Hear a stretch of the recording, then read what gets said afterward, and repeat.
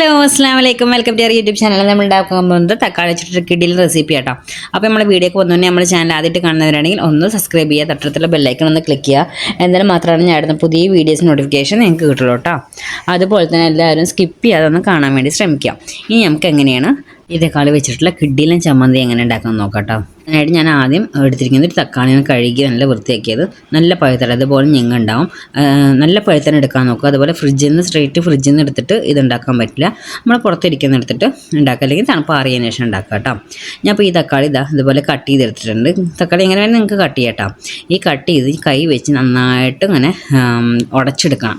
അപ്പോൾ ഏത് ഷേപ്പ് വേണമെങ്കിലും കട്ട് ചെയ്യും. പക്ഷേ പഴുത്തതായതുകൊണ്ട് ആദ്യമായിട്ട് പഴുത്തെടുക്കാൻ പറയണം. പഴുത്തതായതുകൊണ്ട് പെട്ടെന്ന് തന്നെ നമുക്ക് നന്നായിട്ട് ഉടഞ്ഞ് കിട്ടും. പഴുത്തായിട്ട് ഉണ്ടാക്കുമ്പോഴായിട്ട് അതിൻ്റെ ടേസ്റ്റ്, പച്ചയായിട്ട് ഉണ്ടാക്കുമ്പോൾ ഇത്രയും ടേസ്റ്റ് കിട്ടില്ല. പിന്നെ അതുപോലെ തന്നെ പഴുത്തത് നല്ല ഫ്രഷ് ആയിട്ട് എടുക്കാൻ നോക്കുക, അല്ലാതെ നമ്മൾ കേട് വരാനായത് അങ്ങനത്തെ ഒന്നും എടുക്കരുത്. ഫ്രഷ് ആയിട്ട് എടുക്കാൻ നോക്കുക. ഇതിപ്പോൾ ഞാൻ കൈവച്ച് എല്ലാം ഉടച്ചിട്ടുണ്ട്. ഉടച്ചുമ്പോൾ എല്ലാം മിക്സിയിലിട്ട് ഇറക്കരുത്, കൈവച്ചിട്ട് തന്നെ നല്ലതായിട്ട് ഉടച്ചെടുക്കണം. കൈവച്ച് ഉടച്ചാലും ചെറിയ ചെറിയ പീസസ് ഉണ്ടാവും, അത് കുഴപ്പമില്ല. നല്ല നമുക്ക് അത് കഴിക്കുമ്പോൾ നല്ല ടേസ്റ്റാണ് കേട്ടോ. ഇട്ട് കൊടുക്കുന്നത് ഒരു വലിയ ടേബിൾ സ്പൂൺ കാശ്മീരി ചില്ലി ഇട്ട് കൊടുത്തു കേട്ടോ. പിന്നെ ആവശ്യത്തിനുള്ള ഉപ്പ് ഇട്ട് കൊടുത്തിട്ടുണ്ട്.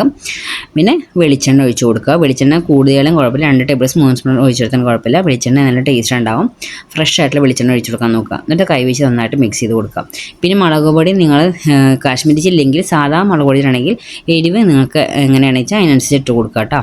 നമ്മുടെ അടുത്തുള്ള മുളക് പൊടി എരിവുണ്ടെങ്കിൽ അതനുസരിച്ച് കൊടുക്കുക, എരിവെങ്കിൽ പിന്നെ കുഴപ്പമില്ല, അതിനനുസരിച്ച് മതി കേട്ടോ. ഇത് നന്നായിട്ട് കൈവച്ച് മിക്സ് ചെയ്ത് കൊടുക്കുക.